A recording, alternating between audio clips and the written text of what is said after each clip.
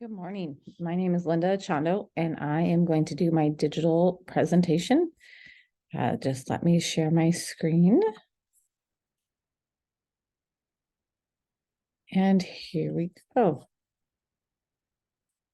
So just to give some background context, in the United States, schools are seeing large increases in the number of multilingual learners and multilingual learners becoming long-term English learners, or LTELs, as we call them. In fact, a number of studies show that multilingual learners are one of the fastest growing portions of the student population in the US. And several research briefs have been reviewed that were conducted in Texas, Arizona, and California, showing the increase in the number of students becoming long-term English learners. My entire career, I have worked with English learners in the state of Washington. And so this has significance for me because I really am anxious to solve a problem that I've seen throughout my career. In reviewing the literature, I reviewed research that showed the detrimental effects of students not becoming proficient in English. Numerous research studies have shown that LTELs have increased rates of dropping out of high school before graduating, increased rates of absenteeism, increased discipline referrals, and increased struggles academically. There are also studies that show the impact the increasing number of LTELs has on school systems as a whole.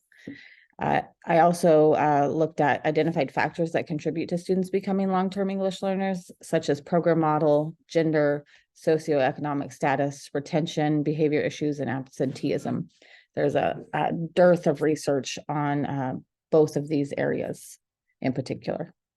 So my research questions are, within the supportive mainstream model and the late exit transitional model, how do factors such as program model, pedagogical strategies, and curriculum affect multilingual learners' ability to become proficient in English? And what is the relationship between these factors and students becoming proficient in English?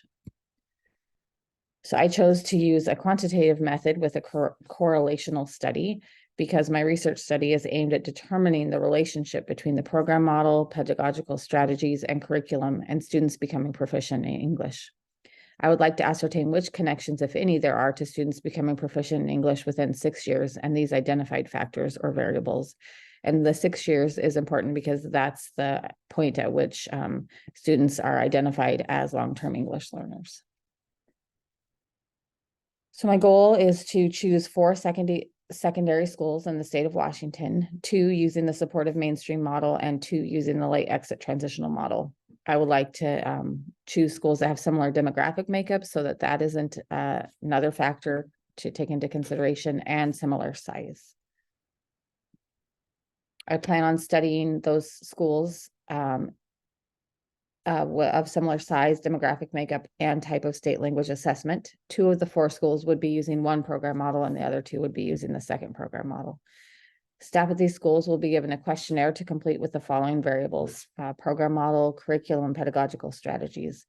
I will triangulate this data with the secondary data sources of access scores, which is the language assessment score or test in Washington State, and CEDARS data. CEDARS data will provide me with the demographic information and the length of time multilingual learners have been in a school. So as you can see here on my analytical table, there's my research questions. The embedded concepts that I identified were the supportive mainstream model and late exit transitional model. Those are 2 instructional models for multilingual learners in the state of Washington. There are several others, but those are what I chose to study. And pedagogy surrounding multilingual learners and instruction. A couple of the questionnaire items I thought I would ask would be, which of the 2 program models are you using in your school, and which curriculum are you using, and what pedagogical strategies are you using? And then the dependent variable would be students that exited within 6 years and what curriculum and pedagogical strategies were used. So for quality measures, confidentiality will be of the utmost importance. If I conduct research in the small district in which I work, it's imperative that confidentiality is maintained. Since student data will be accessed, it is important that names are not used to identify students in my research findings. I also will ensure that all participants clearly understand the purpose of my questionnaire and what questions I am attempting to answer with my research. And I'll also be sure to receive letters confirming district support and access to the data. So limitations of the study, it's a limited scope of 2 program models rather than all program models. The factors are limited as well. I'm only examining certain factors. I'm assuming that there are no other factors that are impacting students' ability to become proficient in English. And then within those factors, there are several variables that could have an impact, such as number of years a student has been in a certain program model, mobility of students, length of the time the curriculum has been used in that school, the staff training in that curriculum, and in pedagogical strategies, and then even teaching experience of staff. And I'm only examining school level interventions.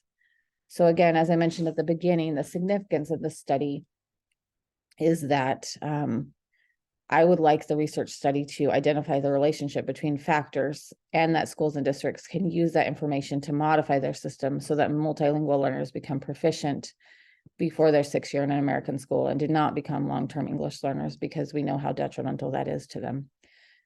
As I said at the beginning, there's been a dearth of research around this, but as of now, it does not seem that that research has been impactful in changing the effectiveness of program models and students becoming proficient in English. Thank you very much, and I hope you have happy holidays.